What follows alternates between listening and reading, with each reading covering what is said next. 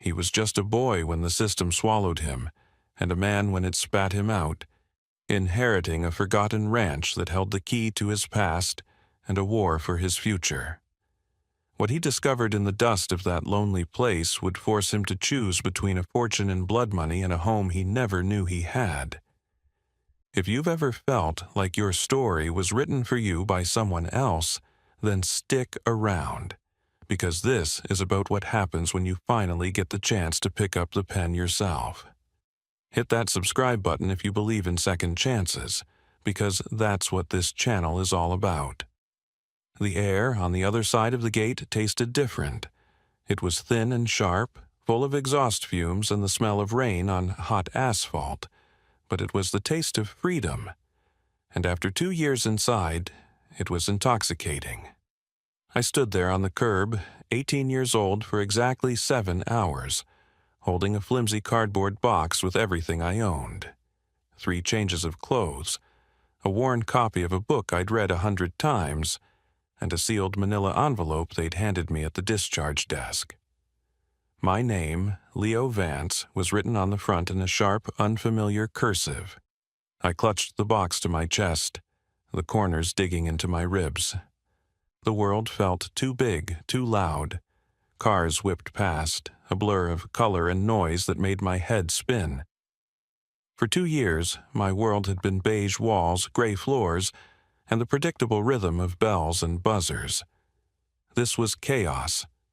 Ms. Albright, my caseworker for the final 6 months, stood beside me. Her expression a careful mixture of professional sympathy and weary impatience. She was a woman made of sharp angles and muted colors, from her sensible gray pantsuit to her tightly pinned brown hair. "Well, Leo," she said, her voice devoid of the forced cheerfulness she usually employed. "This is it. You're a free man." I nodded, the words getting stuck somewhere in my throat. Free to do what? Go where? The group home I'd come from had aged me out. My mother was a ghost, a collection of faded memories and a file number in the foster care system. I had no one. "Did you open the envelope yet?" she asked, gesturing toward the package under my arm. I shook my head. "It's from a law firm, arrived last week. Addressed to you, care of the facility. We held it until your release date." I shifted my weight, the worn-out soles of my state-issued sneakers scraping against the gritty sidewalk. A law firm? I figured it was just more paperwork, another form to sign that officially severed me from the only system I'd ever really known. I tore the flap open, my fingers clumsy. Inside was a thick sheaf of legal documents filled with words I didn't understand. Bequests, testaments, probate, and a letter on heavy, cream-colored paper. The letterhead read, "Davies and Associates, Attorneys at Law." I skipped the legal jargon, and my eyes landed on a single, impossible sentence. "You are the sole heir to the estate of the late Ilara Vance, including the property known as the Black Creek Ranch, located in Stone Ridge County." Ilara Vance. My grandmother, a woman I'd been told died before I was born. I read the sentence again, then a third time. The words swam in front of my eyes, meaningless and profound, all at once. A ranch? I pictured a red barn and a white farmhouse, things I'd only seen in movies. It felt like a joke, a cruel, elaborate prank. "What is it?" Ms. Albright asked, her professional curiosity piqued. I handed her the letter, unable to speak. I watched her eyes scan the page, her thin eyebrows rising almost to her hairline.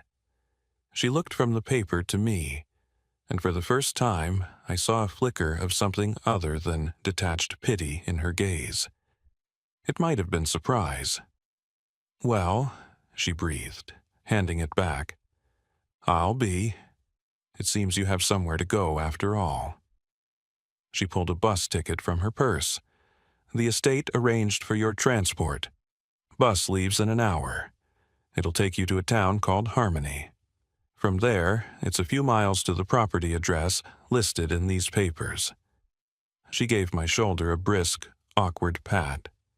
Looks like your luck is changing, kid. Don't screw it up.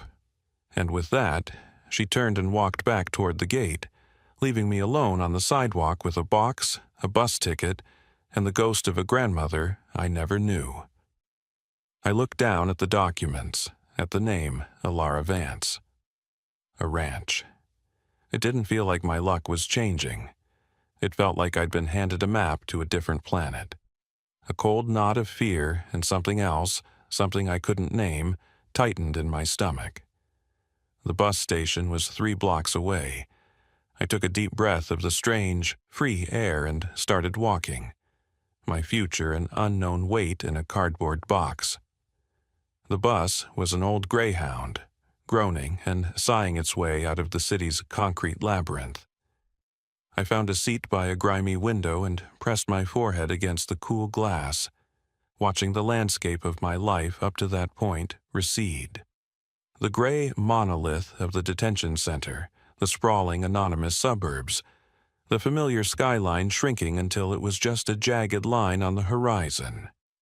For 2 years, my view had been a chain-link fence topped with razor wire. Now, the world was rushing past in a dizzying panorama. I tried to feel something, excitement, relief, hope, but all I felt was a deep, hollow numbness, the emotional scar tissue of a childhood spent waiting for the other shoe to drop. In the system, you learn not to hope. Hope is dangerous. It's a vulnerability, an opening for disappointment to gut you. I had survived by expecting nothing, and now I was on a bus to a place I couldn't imagine, bequeathed to me by a dead woman I couldn't remember. It was too much. As the city bled into endless stretches of farmland, the knot in my stomach began to slowly unwind, replaced by a dull, throbbing anxiety. Who was Alara Vance? My mother, in her brief, chaotic appearances in my early life, had never spoken of her. She'd painted our past with broad, vague strokes of tragedy. "Everyone's gone, Leo," she'd say, her eyes distant.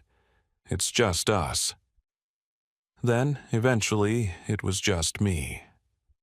I tried to conjure a face for my grandmother, sifting through the fragmented memories of my childhood, but there was nothing. Just a name on a piece of paper. The bus smelled of stale air and disinfectant, a scent that was sickeningly familiar. I closed my eyes, and for a moment, I was back in the dorm, the rhythmic breathing of 30 other lost boys filling the darkness. I thought of the fight that landed me there, a stupid, desperate explosion of anger over nothing and everything. 2 years of my life, gone. For what? For being a kid with no one to teach him how to handle the rage that came from being abandoned. The hours crawled by. The flat plains gave way to rolling hills, then to dense forests of pine and oak. The sky was a vast, bruised purple as the sun began to set. We passed through small towns with names like Providence and Clearwater, their single main streets lit by the warm glow of storefronts, and the cold, blue light of television sets flickering in living room windows. In those windows, I saw glimpses of lives I couldn't comprehend. Families sitting around dinner tables, kids playing on carpets, the simple, quiet reality of belonging. It was like looking at another species. The bus finally hissed to a stop in harmony. The name was another cruel joke. The town was little more than a gas station, a diner with a buzzing neon sign, and a handful of houses huddled together against the encroaching darkness. I was the only one who got off. The bus pulled away, its red taillights disappearing around a bend, leaving me in a profound and terrifying silence, broken only by the chirping of crickets. The air was cool and smelled of damp earth and pine needles. It was a clean smell, so different from the city's grime and the facility's sterile stink. According to the map included in the legal papers, The ranch was 3 miles down a road that branched off the main highway.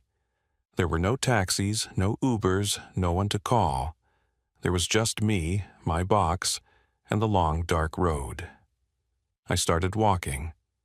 The asphalt was cracked and uneven, and the forest pressed in on both sides, the trees like silent, towering sentinels. Every snap of a twig in the undergrowth made me jump. I'd grown up surrounded by the constant noise of people, of the city, of the institution. This silence was a living thing, and it felt menacing. After what felt like an eternity, my cheap sneakers aching, I saw it. A rusted, wrought iron gate hanging crookedly on a stone pillar. A faded wooden sign nailed to a tree read Black Creek Ranch. This was it. The gate was unlocked, its hinges screaming in protest as I pushed it open. A long, gravel driveway, choked with weeds, curved up a small hill, and at the top, silhouetted against a sky full of more stars than I had ever seen, was the house. It was a dark, hulking shape, a place of deep shadows and forgotten stories. This was my inheritance, my home. The word felt foreign, a language I didn't speak.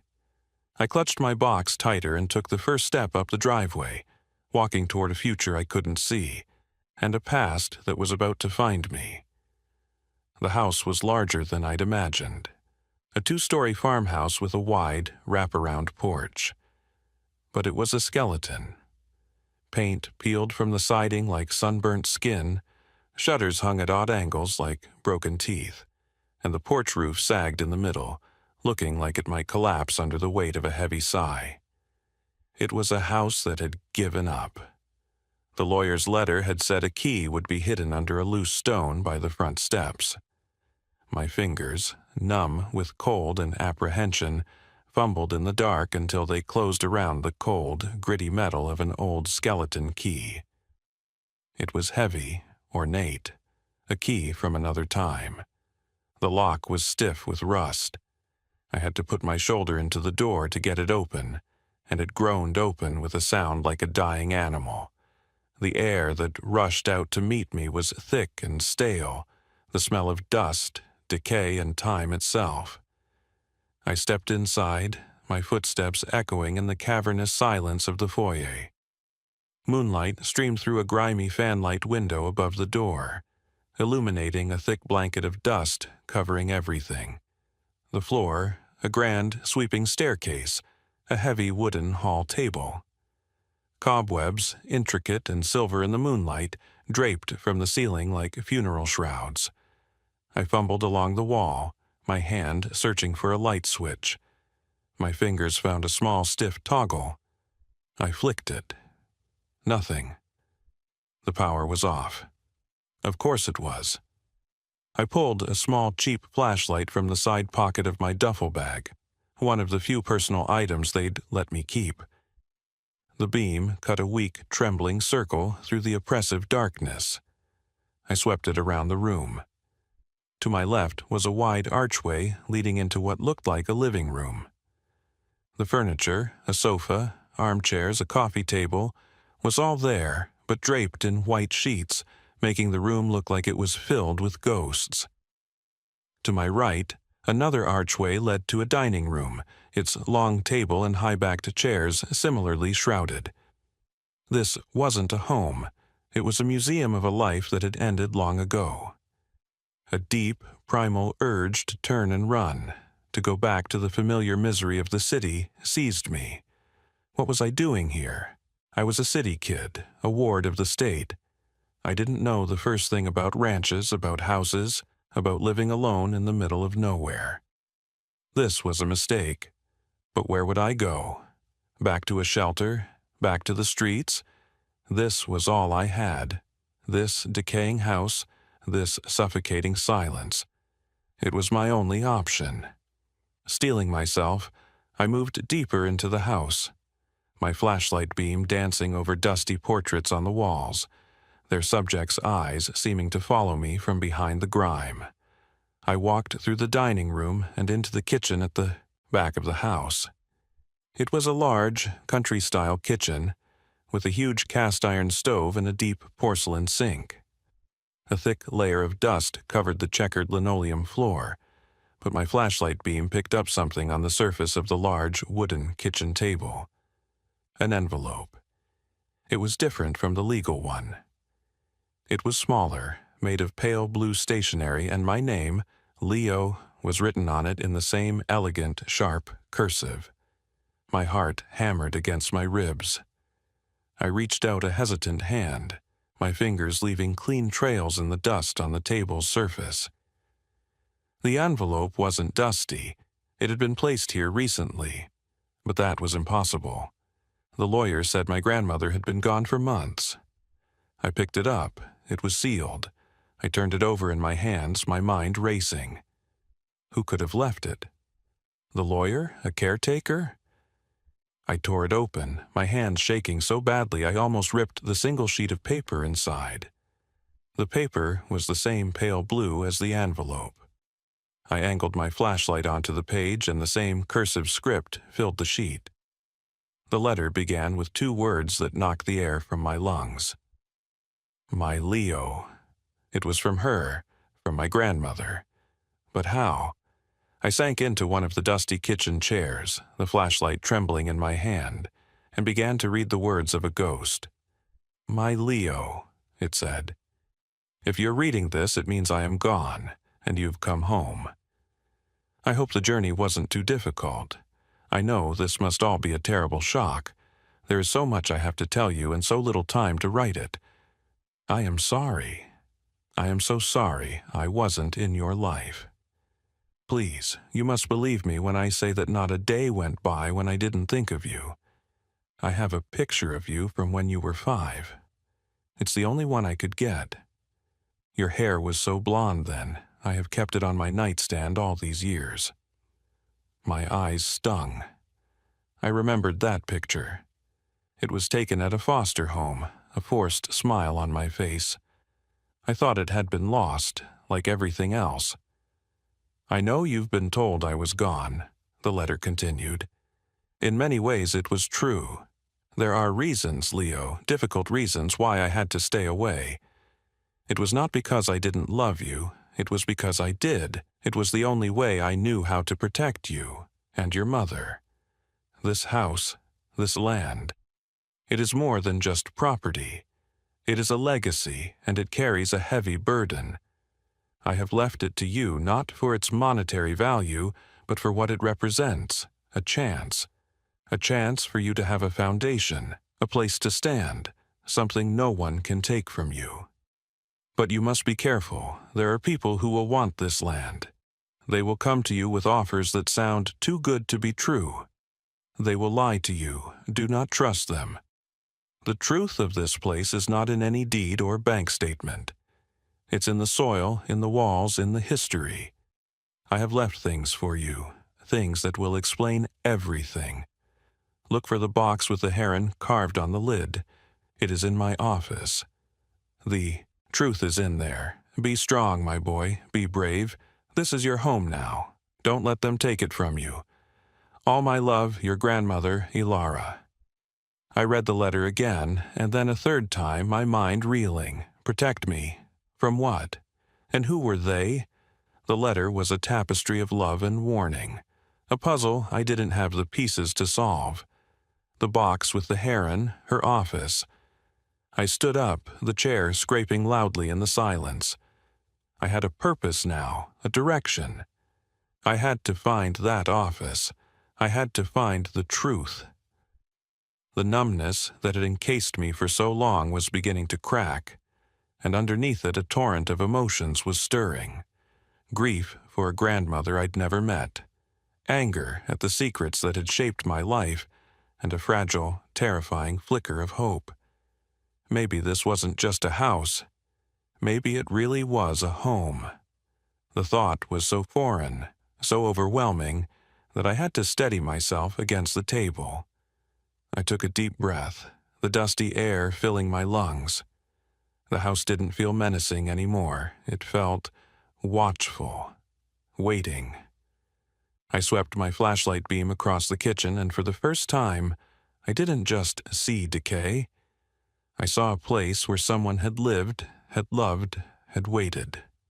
I saw the ghost of a life, and I knew with a certainty that settled deep in my bones that my own life was about to begin right here, in the dark heart of my family's secrets. That first night, I didn't sleep in a bed. I couldn't bring myself to pull the sheet off any of the ghostly furniture. Instead, I cleared a space on the living room floor, using my jacket as a pillow and my thin blanket from the box as cover. I lay there in the oppressive dark, listening to the unfamiliar sounds of the old house settling around me.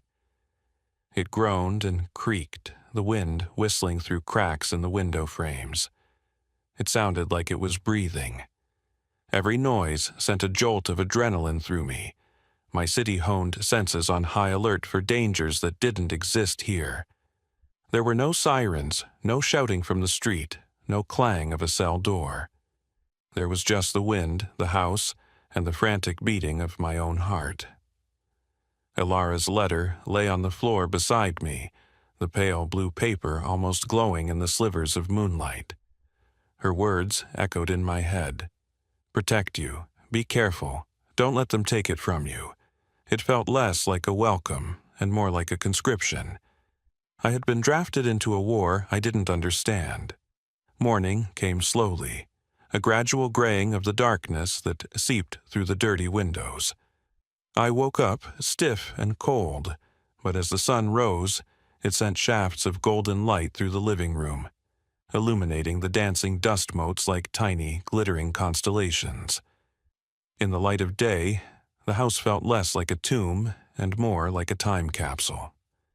I got up and began to explore in earnest, my initial fear replaced by a driving curiosity.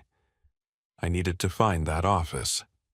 I started on the ground floor, moving from the living room to the dining room, my footsteps leaving clear prints in the thick dust. I found the shrouded furniture, the tarnished silver, the faded wallpaper peeling near the ceiling. It was all a testament to a life abruptly paused. At the back of the house, past the kitchen, was a small utility room and a pantry, its shelves lined with dusty, empty canning jars. No office. The staircase in the foyer was my next destination. It was wide and made of dark, heavy wood. The banister was coated in a layer of grime, but was smooth and solid under my hand. I took the steps one at a time, the wood groaning in protest under my weight. The second floor was a long hallway with several closed doors. I opened the first one, a bedroom. A large four-poster bed, also draped in a sheet, dominated the room. A dressing table with a 3-paned mirror stood against one wall. This must have been her room. I walked over to the nightstand, my heart pounding. She'd said she kept my picture there, and there it was, lying face down. I picked up the small silver frame. I turned it over, and I saw myself at 5 years old, a gap-toothed, tow-headed kid squinting in the sun. The glass was clean, wiped free of dust, as if she'd looked at it every day. A wave of grief, so powerful it buckled my knees, washed over me. I sank onto the edge of the sheet-covered bed and finally, for the first time since I was a small child, I cried. I cried for the mother I'd lost, for the grandmother I'd never known. I cried for the years of loneliness, for the cold emptiness of institutions, for the boy in the picture who had no idea how lost he was about to become. I cried until my chest ached and my eyes were raw, the silent house bearing witness to all my pent-up sorrow. When the tears finally subsided, a strange sense of calm settled over me.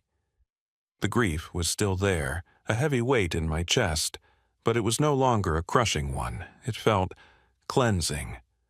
I placed the picture back on the nightstand, right where she'd left it. I felt her presence in the room, not as a ghost, but as a memory, a warmth. I continued my search. I checked the other bedrooms, a guest room, another smaller room that was completely empty, and a bathroom with a clawfoot tub and yellowed fixtures. At the very end of the hall was one last door.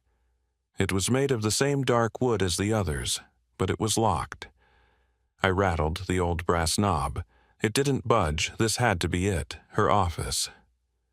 I searched my pockets for the skeleton key from the front door, but it was too large for the keyhole. I looked around the hallway, my eyes scanning the floorboards, the door frame. Was there a key hidden somewhere? My gaze fell on the top of the door frame. Running my fingers along the dusty ledge, I felt a small, cold object. I pulled it down. It was another key, smaller and simpler than the one for the front door.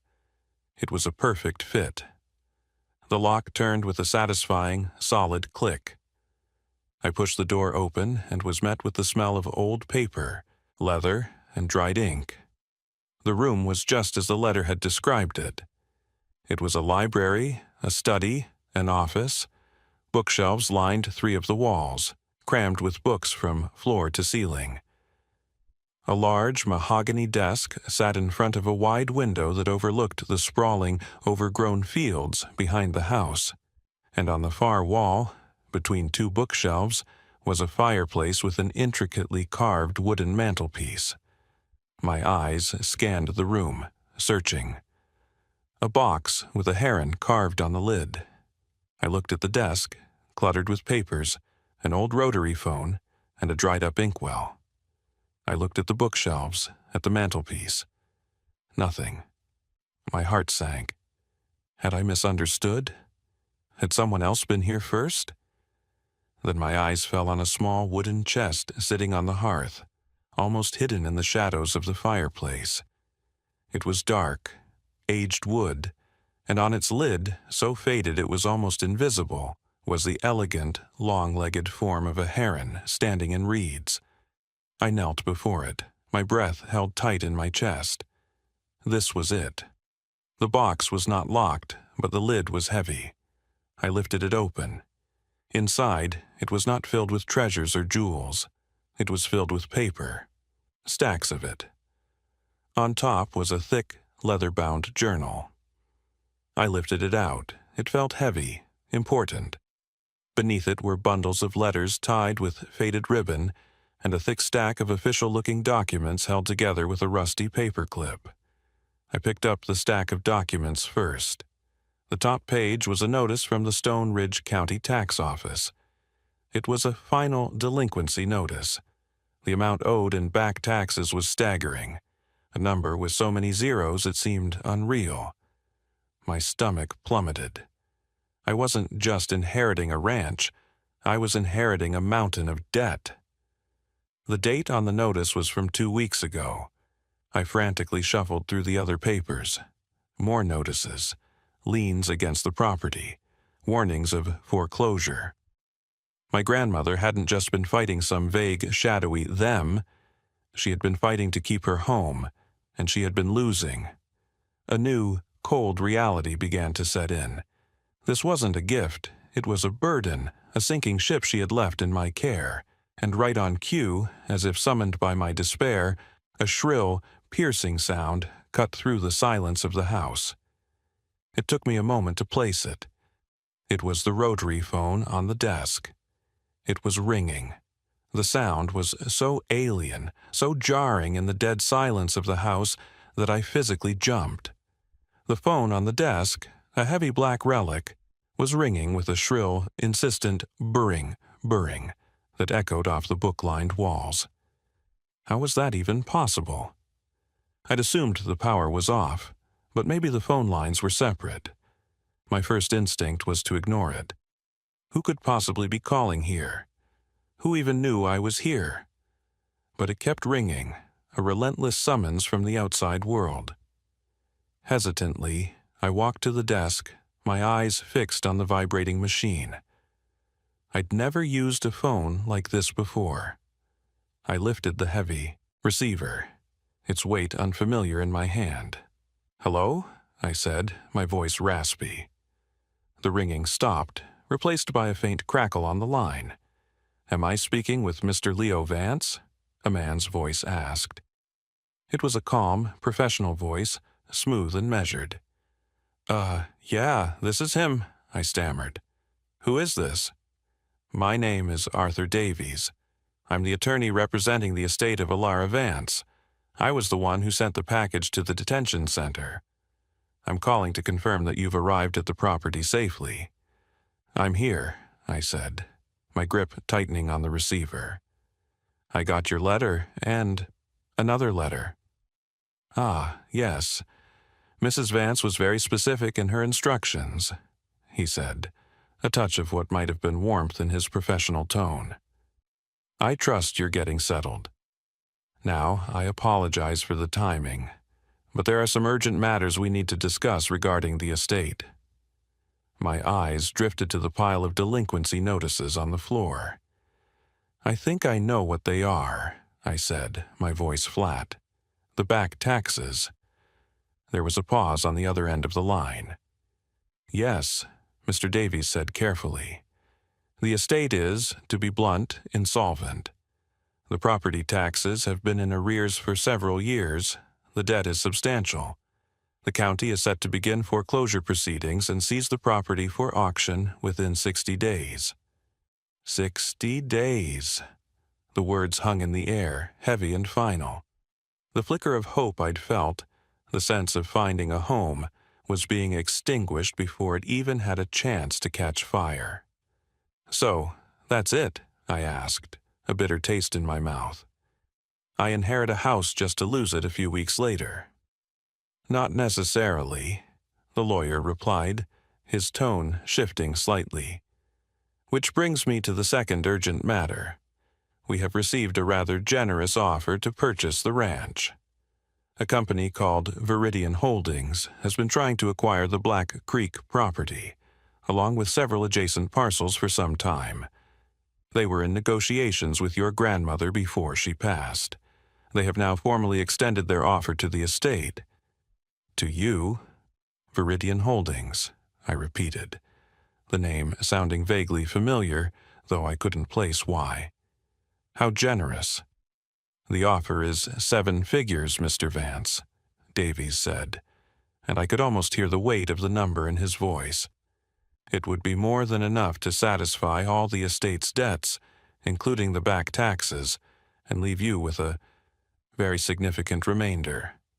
Life-changing for a young man in your position." Life-changing. The words spun in my head. I could walk away from this dusty, decaying house with enough money to go anywhere, to be anyone. A clean slate. A new life, bought and paid for. It was everything I could have ever dreamed of. No more institutions, no more scraping by. I could have a real future. All I had to do was sell. But then I thought of Ilara's letter. There are people who will want this land. They will come to you with offers that sound too good to be true. They will lie to you. Do not trust them. Was Viridian Holdings who she was talking about? Was this the easy way out she was warning me against? "They were in negotiations with her?" I asked, my mind racing. "Why didn't she sell?" There was another slight hesitation from Mr. Davies. "Your grandmother was a complicated woman. She was very attached to the land. She resisted their offers for years, even as her financial situation worsened. I advised her multiple times that selling was the most prudent course of action, but she was resolute. Resolute. She'd stayed here, fighting, drowning in debt to protect this place. For me. And I was considering selling it off to the very people she was fighting, less than 24 hours after arriving. A wave of shame washed over me. "Mr. Vance, are you still there?" The lawyer's voice cut through my thoughts. "I'm here," I said quietly. "Viridian's offer is on the table, but it won't be there indefinitely. They want an answer by the end of the month. Given the foreclosure timeline, I strongly advise you to consider it. It is, frankly, your only viable option." The only viable option. The words echoed with the finality of a judge's sentence. Sell the home I'd just found, or lose it to the county. Walk away a rich man or be thrown out with nothing. It wasn't a choice. It was an ultimatum. I need to think about it, I said, my voice barely a whisper. Of course, Mr. Davies said, his professional calm returning. Take a few days, but don't take too long. My number is on the letterhead. Call me when you've made a decision.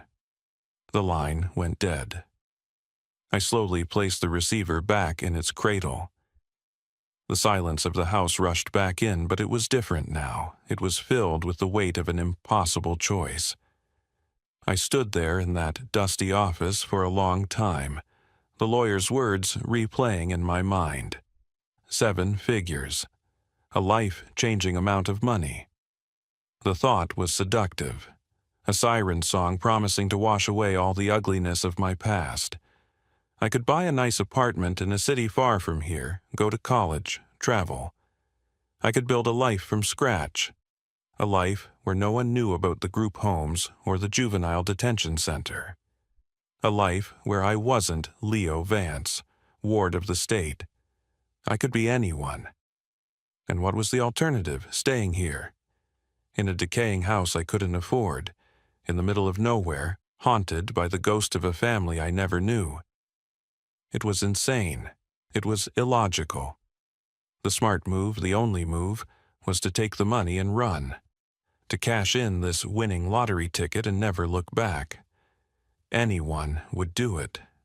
Miss Albright's voice echoed in my head. Don't screw it up. This was my one chance. Listen, if you've ever been at a crossroads like that, where one path is easy and bright and leads to everything you think you want, and the other is dark and difficult and makes no sense at all. You know the pull. You know how tempting it is to take the easy road. And maybe for some people, that's the right choice. But there's always a little voice, isn't there? A quiet whisper that asks, what are you giving up? What's the real cost? If you've heard that voice, if you've had to make a choice like that, I want you to tell me about it in the comments. Because in that moment, I felt so completely and utterly alone with my decision, and I know now that I wasn't. This community we're building here, it's for everyone who has had to choose the harder path. Now, let's get back to that dusty office and the choice I had to make. I sank into the old leather chair behind the desk. It creaked under my weight, the leather cracked and cold. My gaze fell back to the box on the floor, the box with the heron. The lawyer saw this as a simple financial transaction. Sell, pay the debts, pocket the profit. But my grandmother hadn't. This land, it is more than just property, she'd written. It is a legacy. What legacy? A legacy of debt and decay? It didn't make sense. There was something I was missing. A piece of the puzzle that Mr. Davies didn't know about, or wasn't telling me. The truth, she'd said, was in the box. I pulled the heavy leather-bound journal from the chest and placed it on the desk in front of me. The cover was worn smooth at the edges. There was no title, no name. I opened it to the first page. The handwriting was the same as the letter, that elegant, sharp cursive.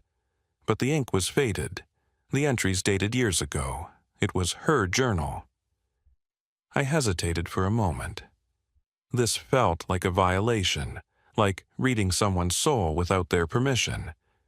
But she had led me here. She wanted me to read it. I took a breath and began. The first several entries were mundane. Notes about the weather, the garden, repairs the house needed. But as I read on, a story began to emerge. A story that made the hairs on my arms stand up. She wrote about my mother, her daughter, Sarah.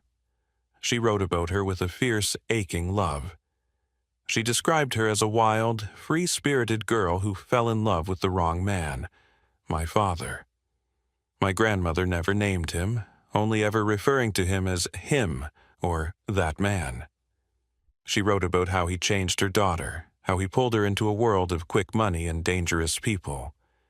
Then she wrote about my grandfather, her husband, a man named Marcus Vance. I'd never even known his name.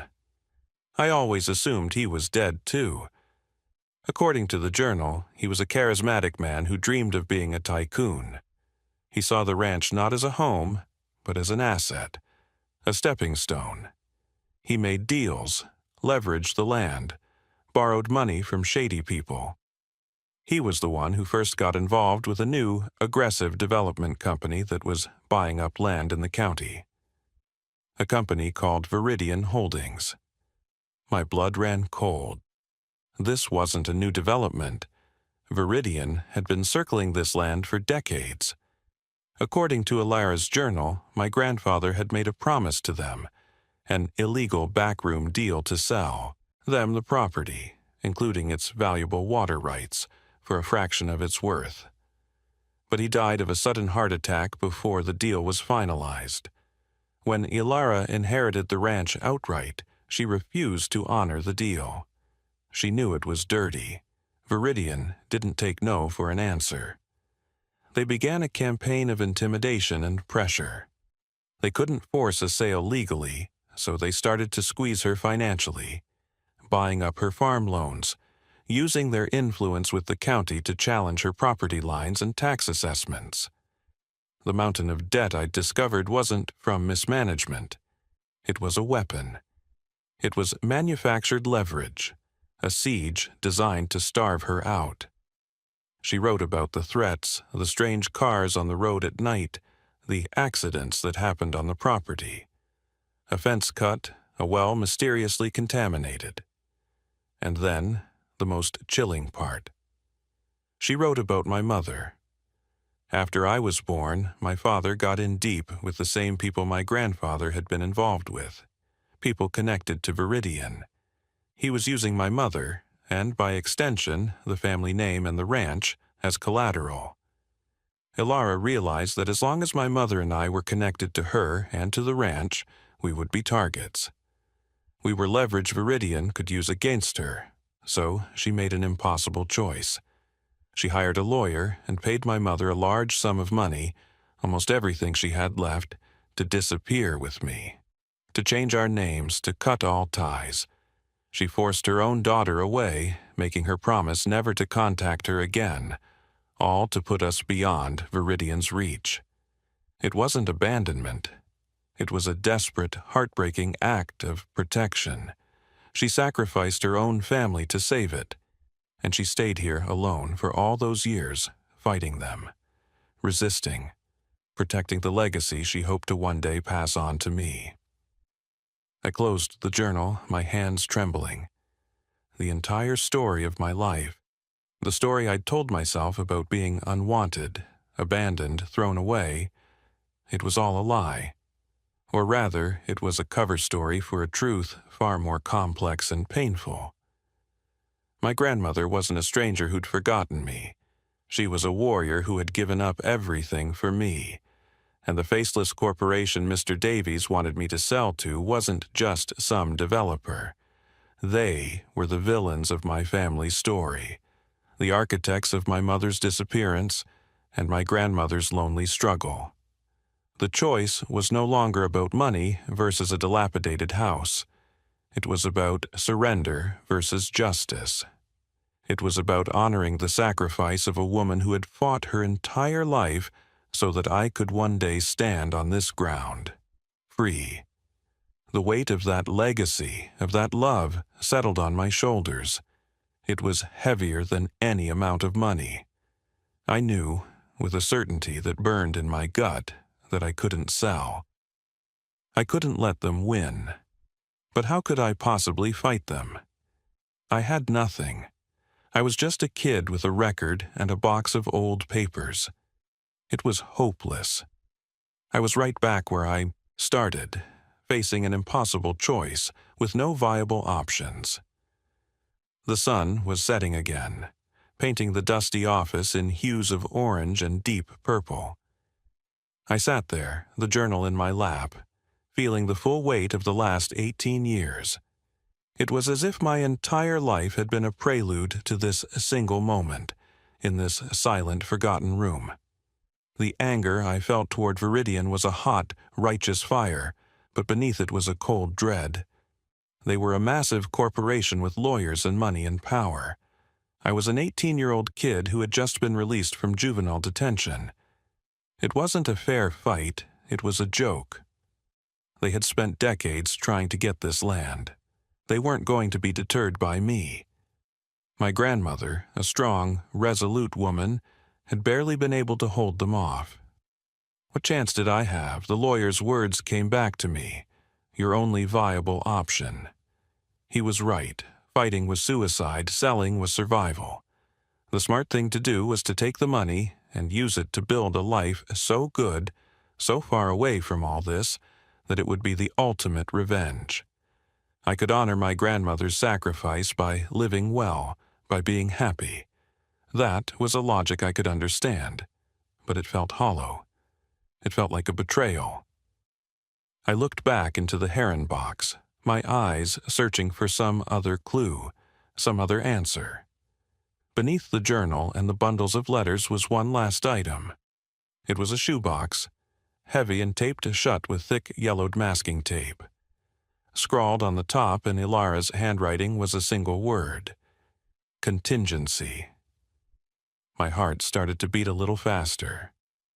A contingency plan.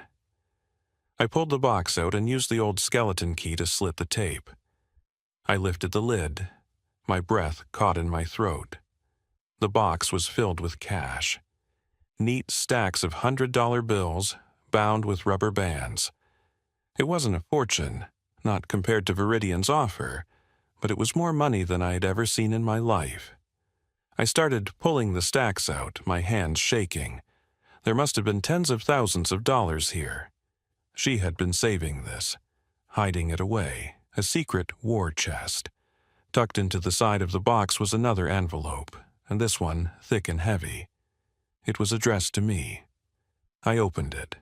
Inside were two things: a final letter, and a collection of documents that looked different from the tax notices. These were older, on brittle yellowed paper. I read the letter first. "My dearest Leo," it began, "if you have found this, it means you have learned the truth, and you are now facing the same choice I did for so many years. I have left you this money for a single purpose, to give you a real choice.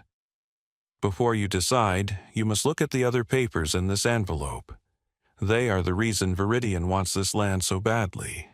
They are the weapon my husband tried to sell, and the secret I have spent my life protecting." I turned to the documents. The first was an old geological survey of the Black Creek property from the 1950s. It was covered in technical drawings and notations I didn't understand, but one section was circled in red ink.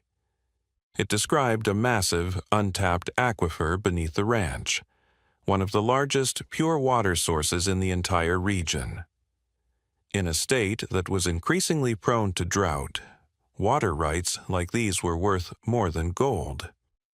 The next document was a copy of the illegal preliminary agreement my grandfather, Marcus, had made with Viridian. It promised them exclusive access to the aquifer for a shockingly low price. It was, essentially, the theft of a priceless natural resource. And then there was the final document, the one that changed everything. It was a signed, notarized affidavit from my grandfather's former business partner, a man who had been cheated and threatened into silence by Viridian decades ago. The affidavit detailed the entire conspiracy, the bribery, the intimidation, the illegal deal. It was proof. It was the smoking gun. My grandmother had been hunting for this man for years, and according to a note she'd clipped to the page, she'd finally found him and convinced him to talk just 6 months before she died. She hadn't just been defending the ranch, she had been building a case. She was preparing to fight back. "Now, you see," her letter continued, "they are not just buying a ranch, they are burying a crime. This evidence in the right hands could destroy them. But they are dangerous, Leo. If you choose to fight them, they will come after you. They will try to discredit you, to intimidate you, to break you. They almost broke me.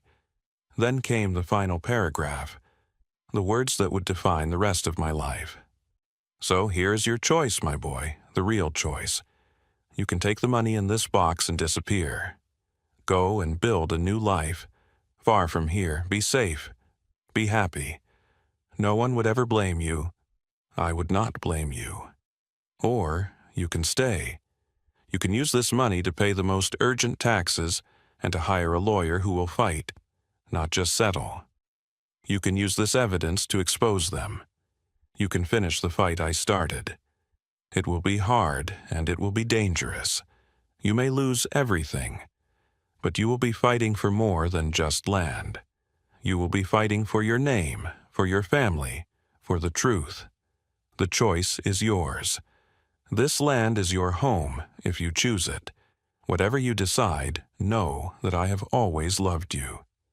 Your grandmother, Ilara. I put the letter down on the desk. The room was nearly dark now. The air was still and heavy. There it was. The two paths laid out before me with stark, terrifying clarity. The easy road, paved with cash, leading to safety and anonymity, and the hard road, leading into a war against a faceless giant, with no guarantee of victory. I walked to the window and looked out at the land. The moonlight washed over the overgrown fields, turning the tall grass silver. I could see the dark line of the creek at the bottom of the valley, the water that was the source of all this trouble and all this hope. I thought about the boy in the picture frame, the kid who had been passed from stranger to stranger, who had learned to make himself small, to expect nothing, to trust no one. That boy would have taken the money. He would have run and never looked back. But I wasn't that boy anymore. The last 2 days in this house, reading my grandmother's words, feeling the weight of her sacrifice, had changed me. She had given me more than a ranch, more than a choice. She had given me a history. She had given me a purpose. For the first time in my life, I felt a sense of belonging, a connection to something greater than my own lonely survival. This land wasn't just dirt and weeds. It was her love, her struggle, her legacy. It was my name. To sell it would be to sell the last, most important piece of myself. The decision wasn't even a decision anymore. It was a recognition. I knew who I was. I was Ilara Vance's grandson, and I was home. I turned away from the window, walked back to the heavy black phone, and picked up the receiver. I knew the number by heart. It was time to call the lawyer. The phone felt different in my hand this time. It wasn't a lifeline to an easy escape. It was a weapon. I dialed the number for Davies and Associates, my fingers steady. The phone rang twice before he picked up. Arthur Davies. His voice was the same, calm and professional. Mr. Davies, I said, and I was surprised by the strength in my own voice. It's Leo Vance. I've made a decision about the offer from Viridian Holdings. So soon, he said, a hint of surprise in his tone. I trust you've come to the sensible conclusion. I have, I said. I want you to call them and tell them the offer is rejected. Tell them the Black Creek Ranch is not for sale, not now, not ever. There was a profound silence on the other end of the line. I could almost hear him processing, recalibrating. Mr. Vance, Leo, he said, his voice losing some of its professional sheen. I must advise you, in the strongest possible terms, that this is a catastrophic mistake. You have no other means to satisfy the debt. The county will take the property. You will be left with nothing. Viridian will simply buy it at auction. No, they won't, I said, feeling a surge of confidence I didn't know I possessed. Because I'm going to pay the back taxes. At least enough to stop the foreclosure, and I'm retaining you to represent me. Not to sell the estate, but to protect it. I'm going to fight them." "Fight them with what?" Davies asked, his voice laced with incredulity. "You have no resources, no leverage." "That's where you're wrong," I said. I looked at the affidavit, at the geological survey, at the box of cash on the floor. "I have everything I need. I'm going to be at your office tomorrow morning at 9. We have a lot to talk about." Before he could argue further, I gently placed the receiver back in its cradle.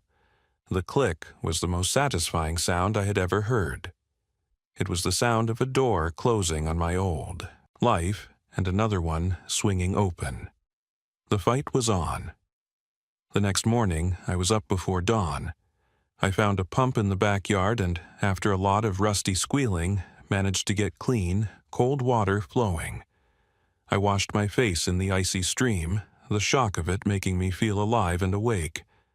I packed the contingency box, the money, the evidence, into my duffel bag. Then, I walked into town. The 3-mile walk felt different this time. The woods weren't menacing, they were peaceful. The silence wasn't terrifying, it was calming. When I reached Harmony, the diner was open, a warm slice of light in the early morning gray. I went inside and ordered the biggest breakfast they had. I ate slowly, savoring every bite. It was the first real meal I'd had in years that wasn't served on a plastic tray. The locals, a few old farmers in overalls and flannel, watched me with curiosity but said nothing. I paid with a crisp $100 bill from the box, and the waitress's eyes went wide. I told her to keep the change. From there, I found the town's small bus depot and bought a round-trip ticket to the city where Mr. Davies had his office. The meeting was tense. Davies was a man who dealt in numbers and contracts, not in long-shot battles of principle. He listened, his face a mask of skepticism, as I laid out the story from my grandmother's journal. But when I showed him the affidavit and the survey, his expression changed. The skepticism was replaced by a sharp, focused intensity. He read the documents twice. His eyes narrowed. He looked from the papers to me, and I saw the same flicker of surprise I'd seen in Miss Albright's eyes, but this time it was mixed with something else. Respect. "Your grandmother," he said slowly, "was a far more formidable woman than I ever realized." He tapped the affidavit. "This changes things. This isn't just a property dispute anymore. This is racketeering. This is conspiracy." He leaned back in his leather chair, looking at me as if for the first time. "This will be a long and brutal fight, Leo. Viridian will use every dirty trick they can. Are you prepared for that?" I thought of my grandmother, alone in that house for all those years, fighting in silence. "I am," I said. The resolution of the story wasn't a dramatic courtroom victory, not a single moment where the bad guys were vanquished and I rode off into the sunset. Life isn't like that. The fight with Viridian turned into a grinding war of attrition. They filed lawsuits, we filed countersuits. They sent private investigators to dig up dirt on me, trying to use my juvenile record to discredit me. We used the affidavit to get the state attorney general's office interested. It was a slow, ugly, expensive process. I used Alara's money carefully, paying the most critical tax bills to keep the county at bay, and funding the legal battle 1 month at a time. I lived at the ranch, learning how to exist in the quiet and the solitude.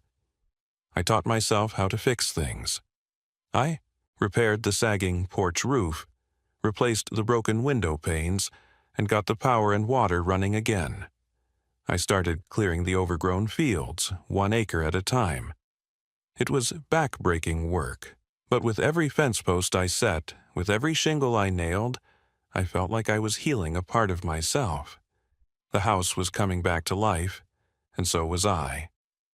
The community, initially wary of the silent, grim-faced kid who'd moved into the old Vance place, slowly started to come around. The old farmer from the diner, a man named Hank, stopped by one day.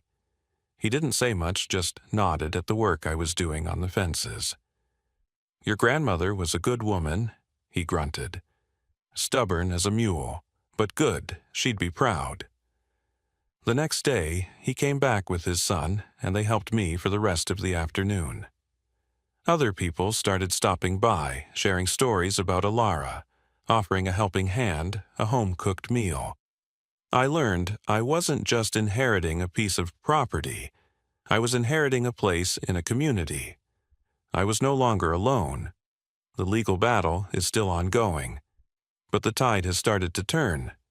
The local newspaper got hold of the story, and the public pressure on Viridian has been immense. They are on the defensive for the first time in decades. I don't know if we'll win in the end. I don't know if I'll get to keep this place forever. But I've come to realize that winning isn't the point. The point was the choice. The choice to stand and fight. The choice to honor the past. The choice to build a future, even if it's an uncertain one. I stand on the porch of my grandmother's house, which is my house now, and I look out at the land.